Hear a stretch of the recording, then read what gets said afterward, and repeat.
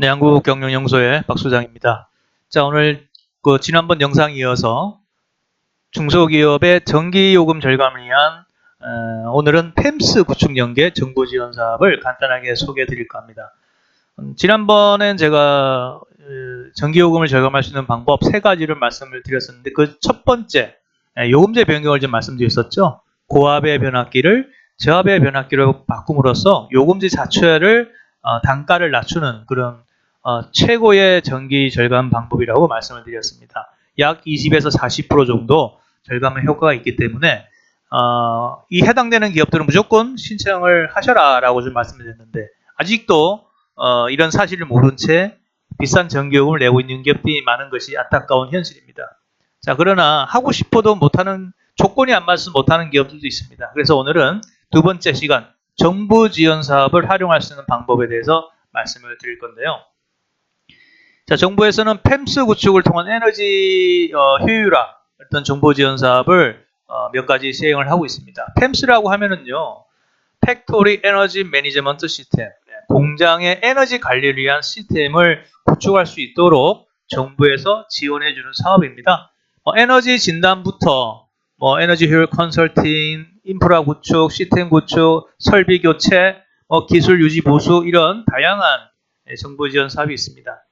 오늘은 제가 오래된 설비를, 노후된 설비를 고효율의 설비로 바꿔주는 정부 지원 사업을 간단하게 좀 소개해 줄 텐데요. 그 전에 정부에서는 몇 가지 부처마다 에너지 절감과 관련된 정부 지원 사업이 있어서 어떤 것들이 있는지 간략하게만 한번 짚어보도록 하겠습니다.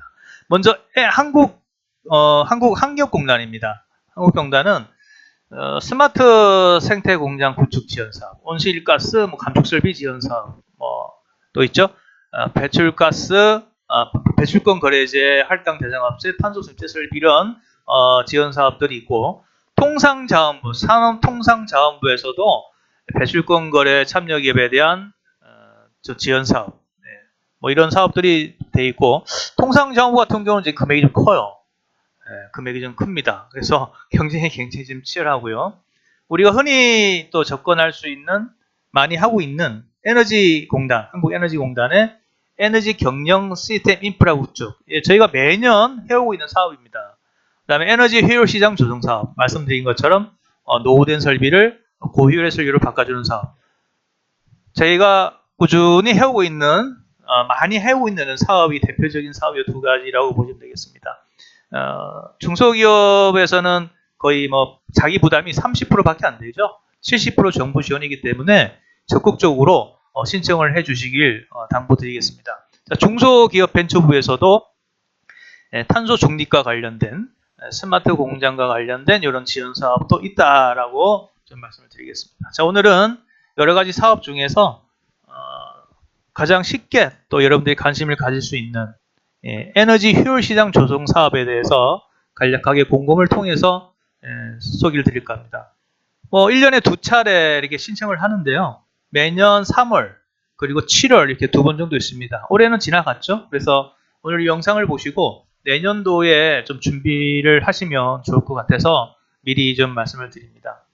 이런 정부 지원 사업이 꼭 이것만 있는 게 아니라 다양하기 때문에 이 영상을 통해서 정부 지원 사업이 관심 있는 기업들은 적극적으로 문의를 주셔서 먼저 무료 진단 한번 받아보시길 제가 권해드리고요. 자, 에너지 효율 시장 조정 사업. 자, 사업적인 대략적인 개요를 보면은 전력 수요 절감 효과가 우수한 효율 향상 설비, 시스템의 설치 운영 및 절감량 계측을 지원한다라고 되어 있습니다. 그래서 기존에 노후화된 설비는 아무래도 효율이 떨어지죠.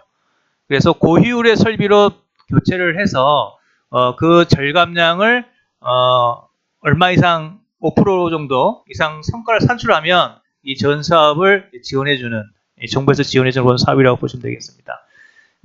신청 대상은요, 중소기업, 중견기업, 대형기업 없이 다 이렇게 되는데 참여 전문기업 그리고 계측 전송장치 설치업체와 컨소시엄을 구성해서 신청하라라고 되어 있습니다. 그래서 단독으로는 하지는 못하고 컨소시엄을 선정을 해야 되는데 기업에서 컨소시엄 선정하기도 이렇게 쉽지 않을 수 있죠. 그래서 저희가 다 컨소시엄을 구성해 드리고요. 지원 품목은 모든 설비가 다 해당되는 게 아닙니다. 지금 뭐 뒤에 좀 말씀드리겠습니다만 18개의 설비가 되어 있어요. 어떤 설비인지 한번 잠깐 볼까요? 네. 지금 이 표가 나와 있습니다. 공기압축기, 터보압축기, 뭐 송풍기, 펌프 이렇게 인버터 있고요.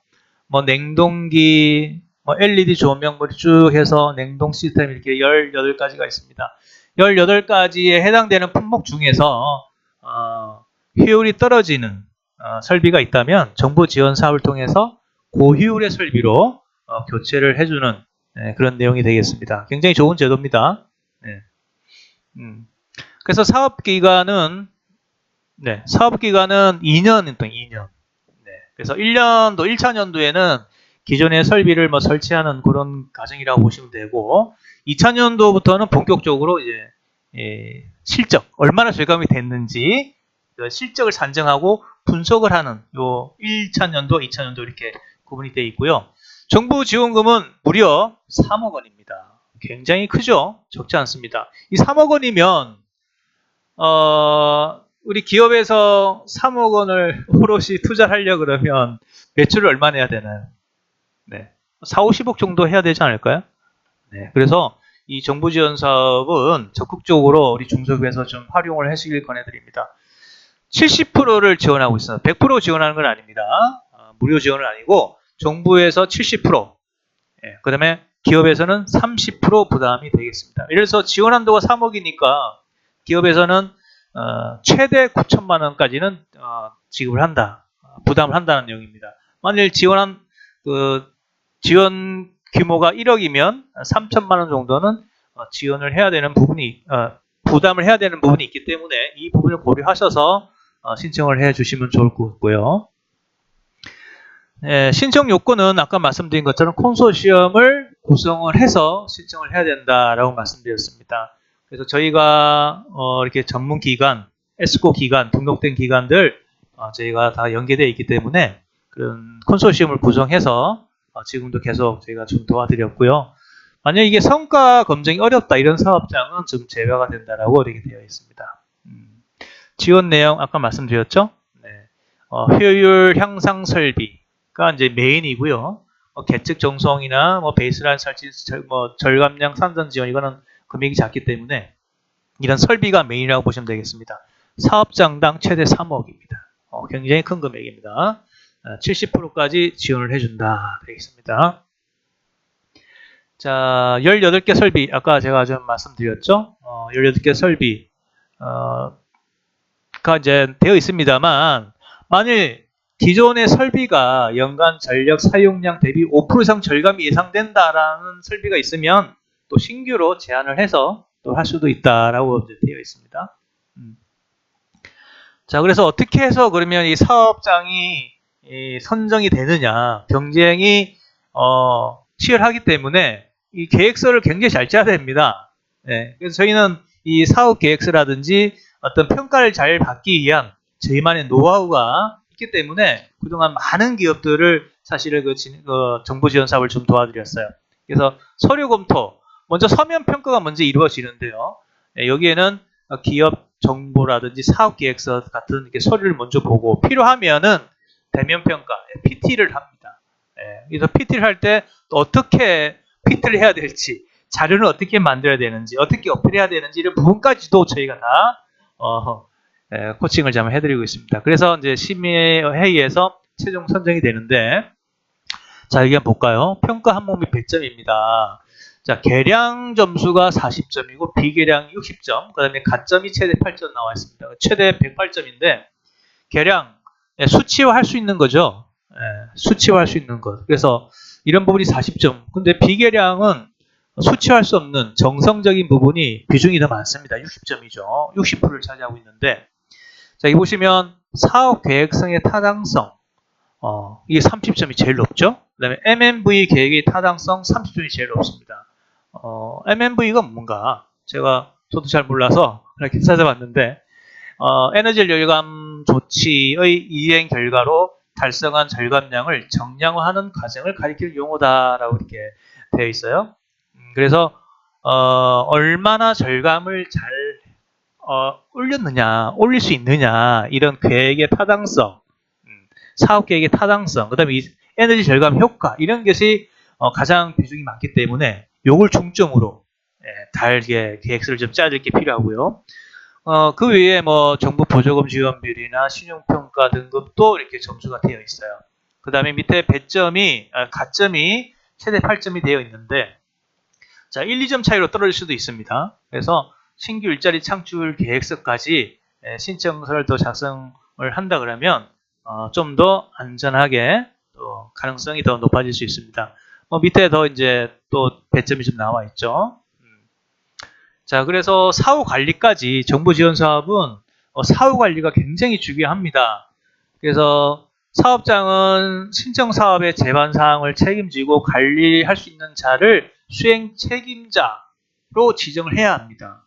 그 다음에 지원 사업장 참여 전문기업, 계측 전송장치 설치 기업은 계측 전송장치 설치 후 데이터 수시 상태를 모니터링하여 지속적으로 유의 관리해야 된다라고 되어 있습니다.